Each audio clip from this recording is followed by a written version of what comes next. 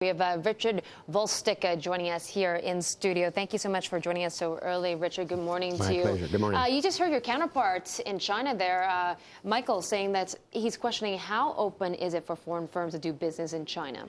Well, anybody who's followed China for a long time in U.S.-China trade and investment relations knows that there's always peaks and valleys on this.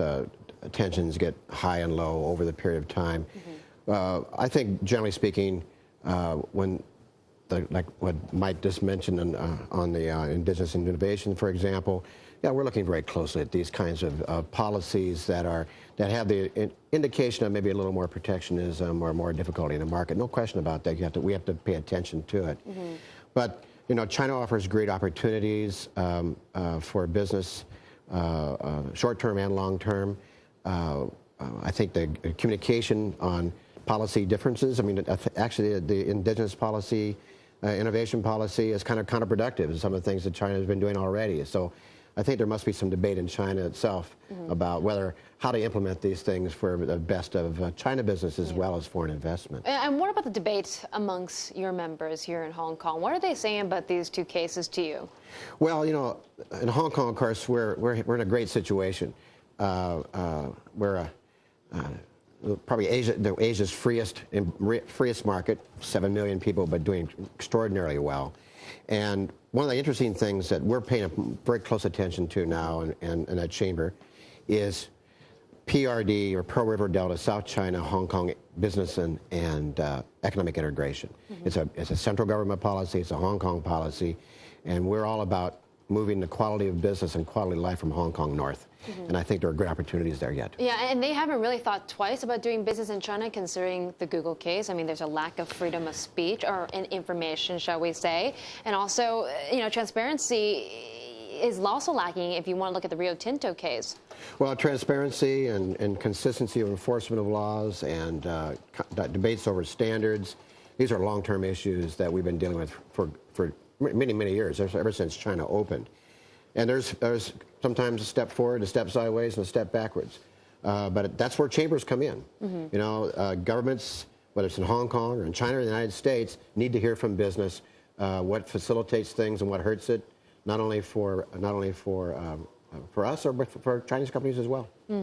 Let me just ask you also, since we're talking about Hong Kong, we can't really, I guess, not talk about the big issue that's been affecting the city over the past few days, which, of course, is the looming pollution hitting record highs, basically 15 times the WHO's standards and 3 times what you would experience in New York. I mean, are people saying to you, maybe I should just move out of here and hit somewhere else that's a little more clean? Well, if people have choices, about where they're going to work and so forth, executives looking to move to one place to another, they have 2 key first questions. One is how the schools, and secondly, what's the quality of life? Does it have enough mosquitoes that causes malaria? Does it have alligators in the streets, or does it have very bad pollution?